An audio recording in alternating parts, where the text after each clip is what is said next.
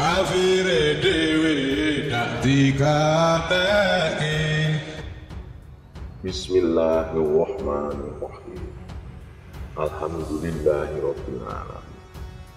Assalamualaikum warahmatullahi wabarakatuh. NU atau Nahdlatul Ulama adalah sebuah organisasi Islam terbesar di Indonesia.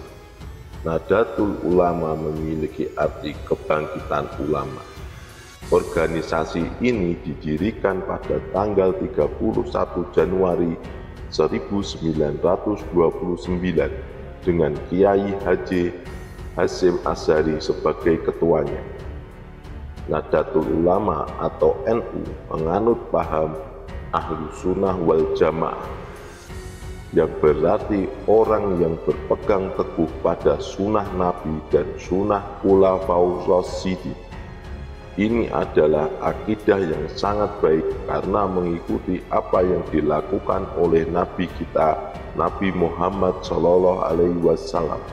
Dalam video kali ini, saya akan membahas tentang sejarah terbentuknya Nahdlatul Ulama.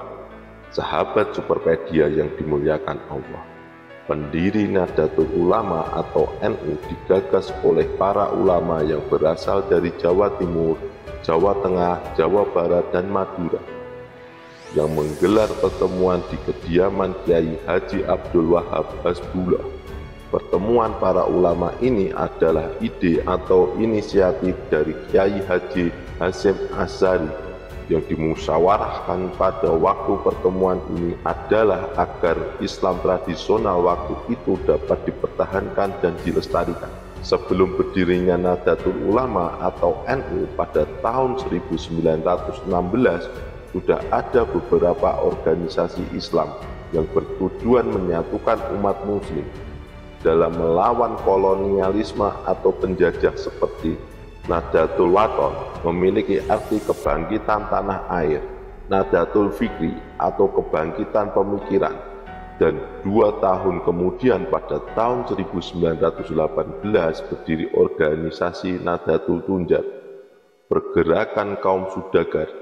Pada tahun 1926 diadakan rapat dari berbagai organisasi Islam untuk mengusulkan pelestarian praktek Islam tradisional di Indonesia. Namun dalam usulan ini ditolak dengan tegas oleh kelompok reformis saat itu. Dari penolakan ini, organisasi Islam memutuskan untuk mengambil jalan sendiri dengan mengirim utusan ke Arab Saudi untuk bertemu dengan Raja Arab saat itu, Ibnu Saud. Utusan ini menyampaikan usul mengenai praktek keagamaan Islam tradisional di Indonesia demi melestarikan dan mempertahankan praktek Islam ini di Indonesia, serta untuk memperjuangkan kepentingan Islam di Indonesia. Menurut ilmuwan Muhammad Nur Ikhwan, sampai sekarang ini setidaknya ada 2 lembaga organisasi sosial beragama terbesar yang berkembang di Indonesia, yaitu NU atau Nahdlatul Ulama dan Muhammadiyah. Organisasi disebut Nahdlatul Ulama atau NU sering diidentifikasikan dan diasumsikan sebagai suatu lembaga yang lahir, berkembang, dan anggotanya berbasis di daerah pedesaan, sehingga kelompok ini sering disebut dengan kelompok tradisionalis. Akibatnya pola pemikiran keagamaannya pun ditipologikan sebagai Islam tradisionalis. Sedangkan Muhammadiyah secara biologis lebih didasarkan pada masyarakat yang berbasis perkotaan. Bahkan pola pemikiran keagamaan pun dicap sebagai kelompok Islam modernis. Sahabat Superpedia, kita lanjutkan ceritanya. Akhirnya dari penolakan kelompok reformis pada tanggal 31 Januari 1926, para kiai berkumpul di kediaman Kiai Wahab untuk memutuskan pembentukan suatu organisasi kemasyarakatan Islam. Pertemuan ini melahirkan nama Nahdlatul Ulama, yang berarti kebangkitan para ulama, serta menjadikan tanggal 31 Januari 1926 sebagai hari lahir organisasi tersebut. Nahdlatul Ulama atau NU dipimpin oleh Kiai Haji Hasyim Asy'ari sebagai ketuanya.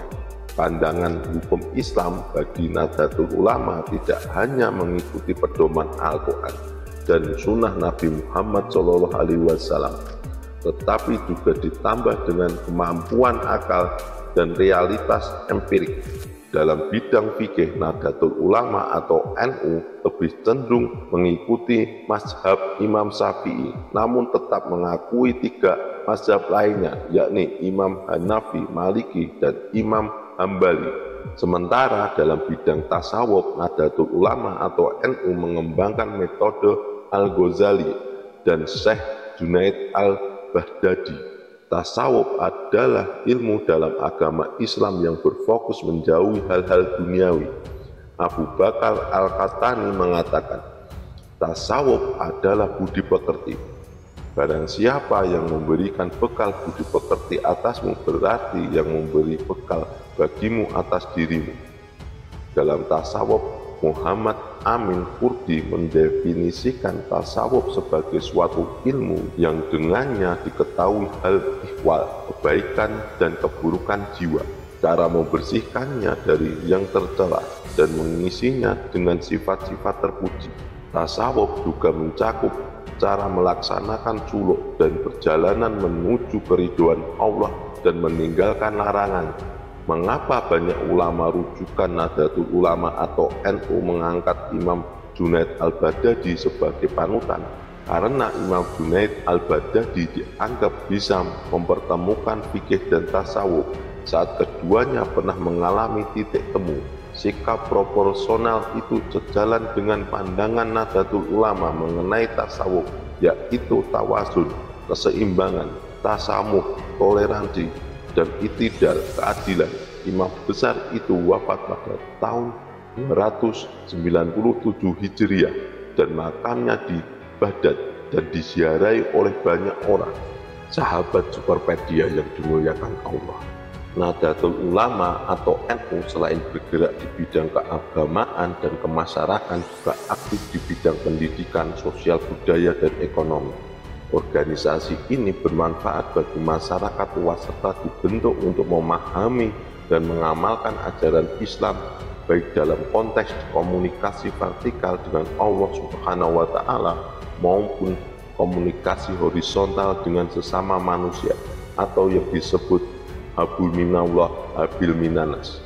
Nahdlatul Ulama atau NU menempati posisi pertama di Indonesia dalam peringkat jumlah pengikut organisasi terbanyak, yaitu 56,9% atau sekitar 280 juta orang pada tahun 2023. Peringkat kedua diduduki oleh Muhammadiyah yang lebih dulu ada dibandingkan Nahdlatul Ulama, sedangkan peringkat ketiga ditempati oleh gabungan dari berbagai organisasi Islam lainnya.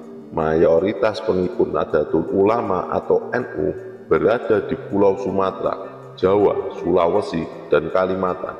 Nahdlatul Ulama atau NU diterima dengan baik oleh masyarakat umum Indonesia, termasuk mereka yang bukan dari kalangan pesantren atau pendidikan formal Islam, karena tradisi Nahdlatul Ulama sesuai dengan tradisi dan budaya masyarakat. Tradisi-tradisi tersebut antara lain tahlilan, maulid Nabi, ziarah kubur, sholawatan, dan masih banyak kegiatan lainnya yang berhubungan dengan keagamaan. Di usia 63 tahun, Kiai Haji Ridwan Abdullah dipercaya oleh Kiai Haji Hasyim Asy'ari untuk membuat logo atau simbol dari organisasi Nahdlatul Ulama. Selain seorang alim ulama, Kiai Haji Ridwan Abdullah juga memiliki keterampilan dalam melukis. Kiai Haji Hasyim Asy'ari memberikan petunjuk bahwa logo Nahdlatul Ulama atau NU harus unik, tidak meniru lambang lain, harus memiliki wibawa dan tidak membosankan sepanjang waktu. Suatu malam sebelum tidur, Kiai Haji Ridwan Abdullah berwudu dan sholat istikharah untuk memohon petunjuk Allah dalam membuat lambang Nahdlatul Ulama atau NU. Setelah sholat, beliau tidur dan bermimpi melihat bola dunia dikelilingi bintang serta tali penyambung dan pengait di langit yang biru. Setelah bangun dari tidurnya, beliau mulai mensketsa gambar yang ada di mimpinya itu ke sebuah kanvas dan mulai mendesain logo Nahdlatul Ulama atau NU. Logo ini pun disetujui oleh Kiai Hasyim Asy'ari dan ditetapkan sebagai logo resmi dari Nahdlatul Ulama sejak 31 Januari tahun 1926 Masehi. Karena Nahdlatul Ulama atau NU berdiri saat Indonesia sedang dijajah bangsa lain, banyak anggota organisasi ini, terutama dari kaum pesantren yang ikut berjuang melawan penjajah atau kolonialisme. Banyak santri dan orang-orang yang gugur dalam peperangan melawan penjajah. Namun hanya beberapa nama yang mencuat ke publik dan ditetapkan sebagai pahlawan nasional. Sahabat Superpedia, gagasan tentang Islam Nusantara secara resmi dideklarasikan oleh Nahdlatul Ulama atau NU sejak tahun 2015. Namun gagasan ini menghadirkan pro dan kontra di tengah-tengah masyarakat kita. Beberapa oknum bahkan menuduh dan memberikan stigma negatif mengenai gagasan ini tanpa ada dialog dengan tokoh NU atau Nahdlatul Ulama mengenai maksud dan tujuan dari Islam Nusantara. Islam Nusantara adalah istilah untuk menyebut wujud empiris Islam yang berkembang di Nusantara.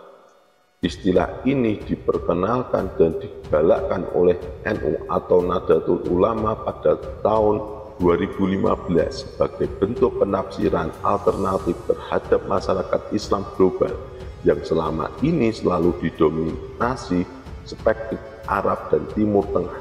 Pada tahun 2015, Bapak Jokowi secara terbuka memberikan dukungan kepada Islam Nusantara yang merupakan bentuk Islam modern dan dianggap cocok dengan nilai budaya Indonesia. Pada tahun 1952, Nahdlatul Ulama atau NU untuk pertama kalinya terjun dalam politik praktis dan sejak saat itu melepaskan diri dari Partai Masyumi. Pada tahun yang sama, Nahdlatul Ulama atau NU mengikuti pemilihan umum dengan hasil yang memuaskan, menempati 45 kursi DPR dan 91 kursi konstituante.